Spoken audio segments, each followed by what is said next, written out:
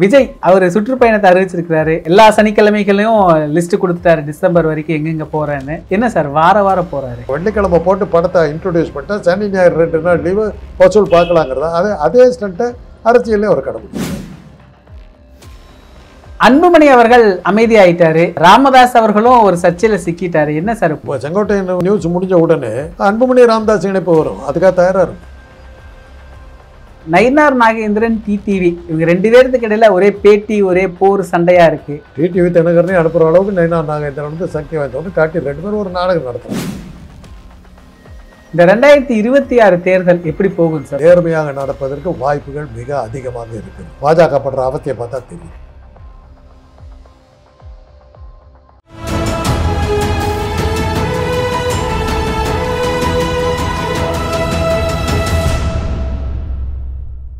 தமிழ் நிறம் நேயர்களுக்கு வணக்கம். இன்று நம்மிடையே மூத்த அரசியல் விமர்சகர் டாக்டர் காந்தராஜ் அவர்கள் இணைந்துள்ளார்.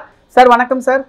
ஜி.கே. வாசன் அவர்களுடைய தந்தை திரு மூப்பனார் அவர்களுடைய நினைவேந்தல் நிகழ்ச்சி நடைபெற்றது. இல்லை நிர்மலா சீதாராமன் அவர்கள் கலந்து கொண்டாங்க. சும்மா தமிழர் நல்லா பேசுகிறவங்க மூப்பனார் பிரதமராகிறத தடுத்தாங்க அப்படின்னு சொல்கிறாங்க. இது என்ன சார்? நிர்மலா சீதாராமனுக்கு தமிழ்நாட்டுக்கு என்ன தெரியும்? அவங்களுக்கு என்ன தெரியும்? தமிழ்நாட்டு தமிழ் பேசுகிறாங்களா சார்? தமிழ் பேசுறது யாரோ பேசுகிறாங்க. ரஷ்யாவுக்கு போங்க, தமிழில் சொல்லு சுத்தமாக பேசுகிறவங்க இருக்காங்க. தமிழ் சேனல் இருக்குதுங்க, அவ்வளோ அற்புதமான தமிழ் பேசுவாங்க. இன்னும் சொல்லப்போனால் பேரையே தமிழ் பேராக வச்சுக்கிட்டு இருக்காங்க. யாழினி இந்த மாதிரி பேரெலாம் வச்சுக்கிட்டு இருக்காங்க. அவங்களாம் தமிழர் ஆகிடுவாங்களா? நிர்மலா சீதாராமனுக்கு தமிழ்நாட்டுக்கு என்ன சம்பந்தம்? தமிழ்நாடே வெள்ளத்தில் மூழ்கி இருக்கும்போது காசு கொடுக்க மாட்டேன்னு போன ஆள் அவங்களுக்கு தமிழ்நாட்டு அரசியலில் அக்கறை இருக்குதா? அதெல்லாம் மூப்பனாருக்கு எப்போ வந்து பதவி கொடுக்குறதா இருந்தாங்க, இவர் மாட்டேன்ட்டு வந்தாங்க. யாருக்கு எடுத்தாது? கலைஞருக்கு வந்ததுங்க பிரதம மந்திரின்னு. கலைஞர் வந்து அதை ஏற்றுக்க மாட்டேன்னாரு. என்ன காரணத்துக்காக மாட்டேன்னாருன்னா, மாநில சுயாட்சின்னு கேட்டுக்கிட்டார். ஒன்றிய அரசையும் அவர் ஏற்றுக்கணும். பிரதம மந்திரியாக போனாக்கா திமுக கொள்கையே போச்சு. மாட்டேன்னு சொல்லிட்டு அவர் சொல்லி தான் தேவகவுடா வந்தார். தென்னாட்டுக்காரர் தான் கொண்டாரு. மூப்பனாருக்கு ஆசையை கிளப்பி விட்டாங்க. ஒரு சமயத்தில் என்ன வந்து தெரியுங்களா, எப்போ வந்து பிரதம மந்திரிக்கு தகராறு இதாவது நேரு இறந்த போது இதெல்லாம் வரும்போதெல்லாம் காமராஜர் பெயர் அடிபடுகிறதுன்னு போடுவார். அவரை ஏற்றி விட பார்ப்பாங்க. காமராஜருக்கு நல்லா தெரியும் நம்மளை ஏற்றி விட பார்க்குறாங்கன்னு. அவர் சுதாரிச்சுக்கிட்டார். இவனுக்கு நம்ம இருக்கிறதையும் கழட்டி விட்டுருவாங்க, ஜாக்கிரதையா.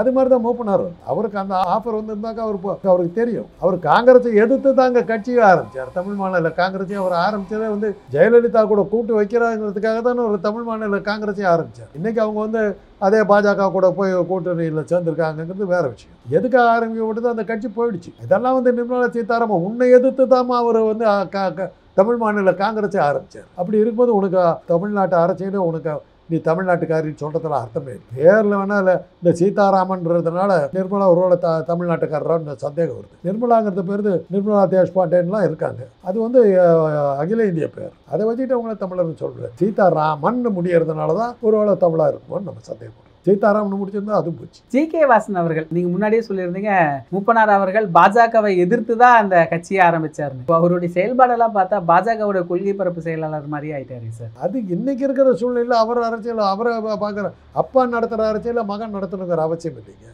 அது எல்லா காலத்திலையுமே உண்டு. திராவிட இயக்கங்கள் ஆரம்பிச்சது காங்கிரஸை எதிர்த்து தான். அண்ணாவே வந்து காங்கிரஸை சப்போர்ட் பண்ணுற நிலைமைக்கு போன போது கலைஞர் வந்து காங்கிரஸோட சேர்ந்தார். இன்னைக்கு வந்து காங்கிரஸ் முழுக்க திமுக கூட இருக்கு. யாரை எதிர்த்து ஆரம்பிக்கப்பட்ட ஒரு இயக்கம் இன்னைக்கு? ஏன்னா அவங்க என்னென்ன கொடுமைகளை பண்ணாங்களோ அது பூரா பாஜக பண்ணிடுச்சு. அன்னைக்கு இருந்த அந்த சனாதன காங்கிரஸ் இன்னைக்கு வந்து பாஜக கிட்ட போயிடுச்சு. அதனால தான் திமுக அதை எதுக்குது, காங்கிரஸ் இவங்களோட சேர்றாங்க. அவ்வளோதான். அதனால அன்னைக்கு கருப்பையா மூப்பனார் எதுக்காக கட்சி ஆரம்பிச்சாரோ அந்த இதுல இருந்து இன்னைக்கு இருக்கிற ஜி.கே. வாசன் தலைமையில் இருக்கிற கட்சிக்கு இவங்களோட இருக்க வேண்டிய கட்டாயம் இருக்கிறதுனால அவங்களோட போறாங்க. கட்சியை அதுக்காக தான் நடத்துறாங்க. அவங்க வந்து ஒரு பெரிய கட்சி ஒன்றும் இல்லை, ஒரு தேர்தலை வந்து நிர்ணயிக்கிற ஒரு சக்தி கிடையாது. ஆல்சோ ரன் குரூப் தான். பாரிவேந்தர், ஏசி சண்முகம், அது மாதிரி வரிசையில் ஜி.கே. வாசன் கொடுத்தார். நயினார் நாகேந்திரன் டிடிவி இவங்க 2 பேருக்கு இடையில ஒரே பேட்டி ஒரே போர் சண்டையா இருக்கு. பாத்தீங்களா சார்? இவர் டிடிவி சொல்றாரு நயினார் நாகேந்திரனால தான் நாங்கள் கூட்டணி விட்டே வெளியே வந்தோம்னு சொல்றாரு. எப்படி சார் இது? நயினார் நாகேந்திரன் முக்கியத்துவம் கொடுக்கறதுக்கு இது பண்ணுறாங்க. பாஜக ஒரு தலைவராக பண்ணுறாங்க. டிடிவி தினகரனே அனுப்புகிற அளவுக்கு நயினார் நாகேந்திரன் வந்து சக்தி வாய்ந்தவன்னு காட்டி 2 பேரும் ஒரு நாடகம் நடத்துகிறாங்க. செய்திகளில் அடிபடணும், அதுக்காக வர்றது தான், வேற ஒன்று. இந்த முக்குளத்தோர் பெல்ட்டுக்குள்ளார அவங்களுக்குள்ளார ஒரு சண்டை வருது, அவங்களுக்குள்ளார ஒரு மோதல் போக்கு. அதனால தான் நயினார் நாகேந்திரன் அவர்களும் டிடிவி அவர்களும் பகச்சிக்கிறாங்கன்னு சொல்றாங்களே சார், அது உண்மையா? டிடிவி தினகரன் வந்து முக்குளத்தோர் தெரியும், நயினார் நாகேந்திரன் அதேவா? ஆமாங்க சார். எனக்கு அது தெரியாது. முக்குளத்தோருக்குள்ளார அந்த போட்டி எப்பவுமே உண்டு. கள்ளர் மறவர் அகமுடையர்னு ஒன்று உண்டு. இதில் அகமுடையர் வந்து கொஞ்சம் வளர்ந்துட்டுவான்னு சொல்லி கள்ளர் மறவரும் கொஞ்சம் ஓரம் கட்டுவாங்க. அகமுடைகள் கொஞ்சம் மேல் ஜாதி மாதிரி பிஹேவ் பண்ணுவாங்க. இன்னும் சொல்லப்போனால் 3%காரர்களுடைய சடங்குகள் எல்லாம் அந்த அகமுடையம் வச்சுக்கிட்டு. ஏன் இவ்வளோ ஓப்பனாக சொல்கிறேன்னா, நான் அந்த ஜாதியை சார்ந்தவன், எங்களுக்கு அந்த பேர் உண்டு. உடனே காந்தராஜ் அவர்கள் சுயசாதி பெருமை பேசுறாருன்னு சொல்லிடுவாங்களே சார், பெரியார சட்டையில வச்சுட்டு. அதனால தான் நான் சொல்றது இல்லை. இன்னைக்கு நான் வந்து என் ஜாதி பற்றி நான் சொல்ல முடியாது. ஏன்னா என்னுடைய மகன் வந்து ஒரு ரெட்டியாரை கட்டிக்கிட்டு இருக்கான், தெலுங்குக்கார பொண்ணு. என்னுடைய சகலையோட மகன் வந்து குஜராத்தி பண்ணி கட்டிக்கிட்டு இருக்கான், அமெரிக்காவில் இருக்கான். என்னுடைய அண்ணனுடைய பேத்தி ஒன்று வந்து பூட்டானை சேர்ந்த கால்டன் பாசிங்கிற பௌத்த மதத்தை சேர்ந்தவரை கட்டி, இன்னொரு பேத்தி நவாஸ் ஷெரீஃப்ங்கிற ஒரு முஸ்லீமை கட்டிக்கிட்டு இருக்குது. என்ன எதில் சேர்த்துவீங்க? பௌத்த மதத்தை சேர்த்துவீங்களா, முஸ்லீமில் சேர்த்துவீங்க? ஆஷா காண்டிபன்னு ஒரு பொண்ணு பட்டியலத்தை சேர்ந்த பெண், ஆஸ்திரேலியாவுடைய அக்கா பேரனை கட்டிக்கிட்டு ஆஸ்திரேலியாவில் இருக்குது. எந்த ஜாதியில் சேர்த்துவீங்க? பட்டியலினத்திலையா? நான் யார்? எந்த ஜாதியை சேர்ந்தவன்? நான் தான் கிடச்சி, நானும் என் மனைவியும் என் மகனும் தான் கிடச்சி. எனக்கு வர்ற பாரிச்சு என் ஜாதி இல்லை. ஏற்கனவே என்னுடைய சொந்தங்கள்லாம் மாறி போயிடுச்சு. ஒரு சகோதரியுடைய பேரன் வந்து மலையாளியை கட்டியிருக்கான். எதில் என்ன சேர்த்துவீங்க? நான் யார்? எவ்வளவோ இருக்குது. இதெல்லாம் எங்கள் குடும்பத்தை எடுத்திங்கன்னா நாங்கள் இல்லாததே கிடையாது. என்னுடைய மனைவியுடைய தம்பி வங்காள பெண்ணை கட்டிக்கிட்டு இருக்கான், இங்கே தான் நுகம்பகத்தில் தான் இருக்காங்க. ஒரு அண்ணன் பார்ப்பன பெண்ணை கட்டிக்கிட்டாரு. எதில் என்ன சேர்த்துவீங்க? சொல்லிட்டு காந்தராஜ் ஜாதி பெருமை பேசுகிறார். நான் பெரியாருடைய படத்தை வச்சுக்கிறதுக்கு அருகதை உள்ள ஒரே ஆள் நான் தான். என்னுடைய மகனுக்கு திருமணத்தை வந்து வீரமணி தலைமையில் ஸ்டாலின் தான் பண்ணி வச்சார், புரோகிதரை வச்சு பண்ணல. பெரியாருடைய பாதையில் ஜாதி ஒழிப்புங்கிறது மத ஒழிப்பு ரெண்டையுமே வச்சுக்கிட்டு இருக்கேன் நான். பௌத்த மதம் இருக்குது, முஸ்லீம் இருக்குது, கிறிஸ்தவர்கள் இருக்கிறார்கள், பங்காளிகள் இருக்கிறார்கள், எல்லாமே இருக்கிறார்கள். மொழியை கடந்து இனத்தை கடந்து நான் போயிருக்கேன். இதில் பல திருமணங்கள் என்னுடைய தலைமையில் தான் நடந்தது. நான் தான் ஃபிக்ஸ் பண்ணேன். அன்புமணி அவர்கள் அமைதியாயிட்டாரு, ராமதாஸ் அவர்களும் ஒரு சர்ச்சையில் சிக்கிட்டாரு. என்ன சார் பாமக போகணும் செய்தி? கூடிச்சுக்கிற அடுத்த இணைப்பு வரும். இப்போ செங்கோட்டையன் நியூஸ் முடிஞ்ச உடனே அன்புமணி ராமதாஸ் இணைப்பு வரும். அதுக்காக தயாராக இருக்கு. கேள்வியெல்லாம் ரெடி பண்ணி எப்படி சார் சேர்ந்தாங்கிறத கேள்வியெல்லாம் கேட்பேன். அது இன்னொரு 15-20 நாள் வந்து. ஓ, இந்த பரபரப்புக்காக காத்திருக்காங்க. பரபரப்புக்காக தான். இந்த செய்தி முடிஞ்ச உடனே அந்த செய்தி வரும். விக்கிரவாண்டி தேர்தலுக்கு பிறகு அவங்கள சீந்தறதுக்கு ஆள் இல்லைங்க. அதனால தான் 2 பேரும் நம்ம ஒரு ட்ராமா ஒன்று போடலாம். 2 பேரும் நல்லா அழகாக பிரிச்சுக்கிட்டாங்க. பாஜக வந்தால் உனக்கு, திமுக வந்தால் எனக்கு. நம்ம குடும்பத்தில் ஒரு மந்திரி கேரண்டி பண்ணிக்கிட்டாங்க. 2 பேரும் சண்டை போட்டுக்கிட்டாங்க. இன்னொரு 15 நாள் 20 நாள் வெயிட் பண்ணுங்க, அந்த இணைப்பு வரும். அதை பற்றி நம்மளே பேசலாம். விஜய் அவர் சுற்றுப்பயணத்தை அறிவிச்சிருக்கிறாரு. வாரம் மக்களை போய் சந்திக்க போறாரு சார். ஒவ்வொரு சனி ஞாயிறு எல்லா சனிக்கிழமைகளையும் லிஸ்ட் கொடுத்துட்டாரு, டிசம்பர் வரைக்கும் எங்கெங்க போறேன்னு. கோயம்புத்தூர்ல மட்டும் சனி ஞாயிறு போறாரு. என்ன சார் வாரம் போறாரு? அதை லீவ் நாளாக பார்த்து போறாருங்க. இல்லாட்டி கூட்டம் வரலன்னா என்ன பண்ணுறதுக்கு? இதுக்கு போறாரு. ஆள் சேர்த்துக்கணும்ல. வேலை நாளில் அவன் வரமாட்டான். ஒர்க்கிங் டேஸில் வச்சாக்க கூட்டம் வராது. அதனால அந்த ஏஜென்ட்டுகளுக்கு கஷ்டம். ஸோ லீவ் நாளில் வைக்கிறாங்க, கூட்டம் வர்றாங்க. அதை ஒரு சில ஆரம்பிச்சிட்டாரு. ஏன் வெள்ளிக்கிழமையில ஏங்க சினிமா போடுறாங்க? வெள்ளிக்கிழமை போட்டு படத்தை இன்ட்ரோடியூஸ் பண்ணிட்டா சனி ஞாயிறு 2 நாள் லீவு வசூல் பார்க்கலாங்கிறதா. அதே ஸ்டண்ட்டை அரசியலே அவர் கடைபிடிக்கிறாரு. அவ்வளோதான். சினிமா பாணி அப்படியே அதே சினிமா பாணி. வெள்ளிக்கிழமை படம் ரிலீஸ் பண்ணுற மாதிரி அரசியலே சனிக்கிழமை சாயந்தரம் மீட்டிங் அரேஞ்ச் பண்ணி சனிக்கிழமை சாயந்தரம் கூட்டத்தை சேர்த்து வசூல் பார்க்குறாரு. அவ்வளோதான். பாத வருஷனை ஆரம்பிச்சிட்டாரு சார். எம்ஜிஆர் தடுத்தாங்க, அவங்கள தடுத்தாங்க, இப்போ விஜயின் தடுக்கிறாங்க அப்படின்னு சொல்றதுக்கு ஆரம்பிச்சிட்டாரு. ஏதாவது இவர் வர்றதுக்குன்னு ஏதாவது வழி சொல்லு. இவங்களை பேரை சொல்லி தான் பொழப்பு நடத்தி ஆகணும். அவர் கடைசியா என்ன பண்ணார்? அண்ணா படுத்தி பெரிய எம்ஜிஆர் படுத்தி வச்சுட்டாரு. யாராக இருந்தாலும் தமிழ்நாட்டில் அவங்கள காட்டி தான் பொழப்பு நடத்த முடியுங்கிறதுக்கு இதை விட்டு வேற என்ன விட்டா கொஞ்ச நேரம் கழிச்சு கலைஞர் படுத்தி காட்டுவார். வேற வழி கிடையாது. இங்கே எவன் கட்சி ஆரம்பித்தாலும் இவங்க 3 பேர்த்து படத்தை தான் போட்டாங்க. அண்ணா, கலைஞர், எம்ஜிஆர். இது இல்லாமல் நடக்காது. பெரியாரை விட்டுட்டீங்களா சார்? பெரியார் எல்லாத்துக்கும் மேலே பெரியார் கொஞ்சம் காட்டுறதுல சில சங்கடங்கள் உண்டு. அந்த கடவுள் மறுப்பு, இந்த ஜாதி மறுப்பு இதெல்லாம் வந்து ஈஸியாக இருக்காது. அதனால் அந்த பெரியார் வந்து கொஞ்சம் கடுமையான விஷயம், பின்பற்றுறது கஷ்டம். கொள்கை தலைவராக வச்சிருக்கிறார்ல சார். சும்மா கொள்கை அது பெரியாருடைய மிக முக்கியமான கொள்கை வந்து கடவுள் மறுப்பு தான். அதை மாத்திரம் எடுத்துக்கிட்டு திராவிட பெரியாருடைய கொள்கையில் உயிரை மாத்திரம் எடுத்துட்டு உடலை வச்சுக்கிட்டேன்ட்டார், பணத்தை வச்சுக்கிட்டு. இப்போ ஆதவர்ஜனாக்கு இந்த எம்ஜிஆர் காலம், விஜய் காலம் இடையில வேற எதுவுமே தெரியாதா சார்? இதுவே பேசி அவர் லாட்ரி சீட்டு விற்றவருங்க. அவருக்கு என்னங்க அரசியல் தெரியும்? எந்த கட்சி நல்லா இருந்தது? இது உள்ள நாள் வரலாம் அதிமுகவில் இருந்தார். அதை விட இது நல்லா இந்த இடத்துல நல்லா போனி ஆகும்னா இங்கே வந்துட்டார். எலெக்ஷனுக்கான விடுதலை சிறுத்தைகள் இருந்தார்ல, அது விடுதலை அது சரியாக வரலன்னு இதுக்கு வந்துட்டார். எங்கே வந்து கூட்டணியில் சேர்ந்து பிஸ்னஸ் நடக்கும் அங்கே போய் சேருவார். இப்போ இவரை நம்பி பெட் கட்டிக்கிட்டு இருக்காரு. பார்ப்போம். அவருக்கு வாழ்த்துக்கள். ட்ரை பண்ணுங்கள். இந்த வியாபாரமாக சரியாக போகுதா பார்க்கலாம். மக்களை சந்திச்சாதான் வாக்கு பெறக்கூடியும் அப்படிங்கிற நிலைமைக்கு வந்துட்டாரா சார் விஜய்? ஏன்னா இவ்வளவு நாள் பனையூர் பண்ணையாருன்னு விமர்சிக்கப்பட்டார்.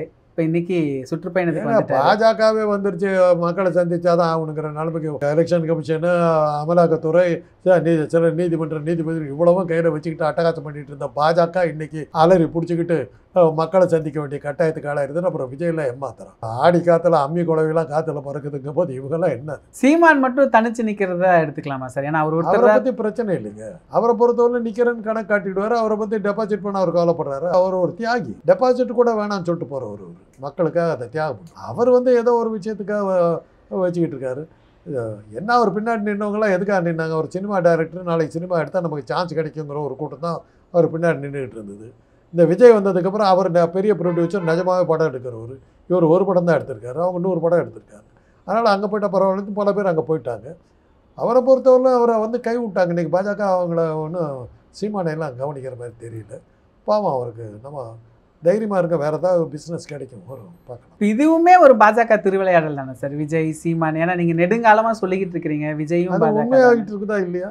நான் சொல்லிக்கிட்டு தேர்தல் ஆணையத்தை பற்றி சொன்னேன், என்ன பைத்தியக்காரன் நீங்கள். அதிமுக பற்றி சொன்னேன், என்ன பைத்தியக்காரன் நீங்கள். இந்த விஜய் பற்றி சொன்ன என்ன பைத்தியக்காரன் நீங்கள். சீமானை பற்றி சொன்ன என்ன பைத்தியக்காரன் நீங்கள். இப்போ யார் பைத்தியக்காரன்? என்ன பைத்தியக்காரன் சொன்னேன், நீங்கள் தான் இப்போ பைத்தியக்காரன் இருக்கீங்க. அவ்வளோதான். சொன்னது பூரா அப்படியே வருது. இப்போ தேர்தல் கருத்து கணிப்புகள் திமுகவுக்கு தான் சாதகமாக வந்திருக்கு, எப்படி பார்க்குறீங்க? அதெல்லாம் நீங்கள் நம்புறதெல்லாம் அர்த்தமே இல்லை. வீட்டுக்குள்ளார உட்காந்து போடலாங்க. நான் தான் சொல்லியிருக்கிறேன், நான் ஒரு டிவியில் இருந்தபோது கருத்து கணிப்பு போட்டேன். பெரிய விஷயம் ஒன்றும் இல்லை. இது இந்தியா டுடே கொடுத்துருக்காங்க. 3 இடங்கள்ல பாஜக வெற்றி அடையும்னு கொடுத்துருக்காங்க. 36 இடங்கள்ல திமுகன்னு சொல்றாங்க. அதாவது நீங்கள் அதை பார்த்தீங்கன்னா ஒரு இடத்தில் கூட வராத பாஜகவுக்கு 3 இடம் வருது அப்படி சொல்லுவாங்க. அடுத்த கருத்து கணிப்பில் என்ன போடுவாங்கன்னா ஒரு மாதத்தை கழிச்சு போடுவாங்க. 36 இடத்திலிருந்து 25 இடங்களாக திமுக குறைந்தது. பாஜக வெற்றி முகம் மேலே வருகிறது. தேர்தல் நடக்கும்போது பாஜக வெற்றி அடைகிறது, திமுக தோல்வி. அதுதான் ஓட்டரும் இந்தியா டுடேவும் அவங்களோட கருத்து கணிப்பை நீங்கள் இப்போ எடுத்து பார்த்தீங்கன்னா தெரியும். இது மாதிரி ஒரு மக்கள் மேலே கருத்தை திணிக்கிறது, கருத்து கணிப்பு இல்லை, கருத்தை திணிப்பு. இதை அவங்க ஸ்டார்ட் பண்ணிட்டாங்க. இதை வச்சு இதனால தான் நாங்கள் ஜெயிச்சோன்னு சொல்லுவாங்க. இன்றைக்கி அது நடக்காதுங்கிறதுக்கு ராகுல் காந்தியினுடைய தேர்தல் ஆணையத்தை முடக்கி போட்டதில் அவங்க கருத்து கணிப்பெல்லாம் செல்லாது. இந்த 2026 தேர்தல் எப்படி போகும் சார்? ஒரு அரசியல் விமர்சகராக எப்படி கணிக்கிறீங்க நீங்கள்? ராகுல் காந்தியினுடைய பீகார் பிரச்சனைகளும் தேர்தல் ஆணையத்தை அவர் வெளிப்படுத்தியிருக்கிற விதத்தையும் பார்க்கும்போது இந்த தடவை 26 தேர்தல் ஒருவேளை நேர்மையாக நடப்பதற்கு வாய்ப்புகள் மிக அதிகமாக இருக்கிறது. நேர்மையாக நடந்துருங்கிற ஒரு சந்தேகம் வருது எனக்கு. பாஜக படுற அவத்தையை பார்த்தா தெரியும். ஆனால் இது புதுசாக இருக்கே சார். நேர்மையாக நடக்காதது சந்தேகப்படலாம், நேர்மையாக நடக்கிறத சந்தேகப்பட நடக்கலைங்கிறத கடந்த 10 வருஷம் நம்ம பார்த்துருக்கோம். பாஜக என்னைக்கு உள்ளக்கு வந்ததோ அன்னையிலேருந்து தேர்தலுங்கிறது கிடையாது. கும்மிடி பூண்டியில் ஜெயலலிதா என்ன பண்ணாங்க? அங்கே தான் அது ஆரம்பம் ஆச்சு. மாற்றுக் கட்சியினர் தொகுதியை சேராதவர்களாம் ஊரை விட்டு வெளியே போகணும்னு சொல்லி ராகேஷ் லக்கானிங்கிற தேர்தல் ஆணையர் உத்தரவு போட்டார். உடனே ஜெயலலிதா கட்சி பூரா அப்படியே ஊரை விட்டு போயிட்டாங்க. எங்கடா போனாங்கன்னா 10வது மைலில் இருக்கிற திருமண மண்டபங்களில் போய் தங்கிட்டாங்க. அங்கே தேர்தல் ஆணைய நடவடிக்கை எடுக்கல. மற்ற கட்சிக்காரன் எல்லாத்தையும் அடித்து துரத்தி ஒருத்த கூட இல்லாமல் துரத்தி முடிச்சிட்டாங்க. தேர்தல் அன்னைக்கு காலையில் 10வது கிலோமீட்டரில் இருந்தவங்க தட வந்து காலையில் 8 மணிக்கு ஆரம்பித்து 10 மணிக்குள்ளார வந்து அதிமுக ஓட்டு போட்டுச்சு. அதுதான் கும்மிடி பூண்டி ஃபார்முலா. இதை அழகிரி பார்த்துக்கிட்டே இருந்தார். திருமங்கலத்தில் அதையே வச்சு அவங்கள அடித்தார் ஒரு அடி. 3%காரருக்கு என்ன பண்ணுறது? நம்ம டெக்னிக்கை இவங்கள ஃபாலோ பண்ணி நம்மளை தோக்கடிச்சு உடனே இது திருமங்கலம் ஃபார்முலான்னாங்க. ஆரம்பிச்சது ஜெயலலிதா கும்மிடி பூண்டி. உடனே ஃப்ராடு பண்ணது இவங்கன்னு கணக்கு காட்டி தங்களை காப்பாற்றிக்கிறது பார்த்தாங்க. உலகத்துக்கு தெரியும் யார் தப்பு பண்ணாங்க. நீங்கள் திருமங்கலம் ஃபார்முலாவை நினச்சி 3%காரன் நடிகை கிடக்கிறான். ஸோ இது அன்னைக்கே ஆரம்பமாகிடுச்சு. அன்னைக்கு ஆரம்பமானது இன்றைக்கி வரும் தொடர்ந்து போயிட்டே இருக்குது. பார்ப்போம் என்ன ஆகுதுன்னு பார்ப்போம். இப்போ நடக்கிற ராகுல் காந்தியுடைய இதெல்லாம் வெற்றி அடைஞ்சிக்கிட்டு வர்றதை பார்க்கும்போது உலக அழுத்தம் பாஜக மேலே பயங்கரமாக இறங்கி இருக்கிற இத சூழ்நிலையில் பாஜக மக்கள்கிட்ட ஓட்டு கேட்க வேண்டிய கட்டாயத்துக்கு ஆளாக இருக்கிற ஒரு சூழ்நிலையை பார்க்கும்போது 26 தேர்தல் ஒருவேளை நேர்மையாக நடப்பதற்கான வாய்ப்புகள் மிக அதிகமாக தெரிகிறது. அப்படி நடந்தால் மகிழ்ச்சியாக இருக்கும். தற்கால அரசியல் குறித்தான பல நிகழ்வுகளை பகிர்ந்து கொண்டதுக்கு நன்றிங்க சார்.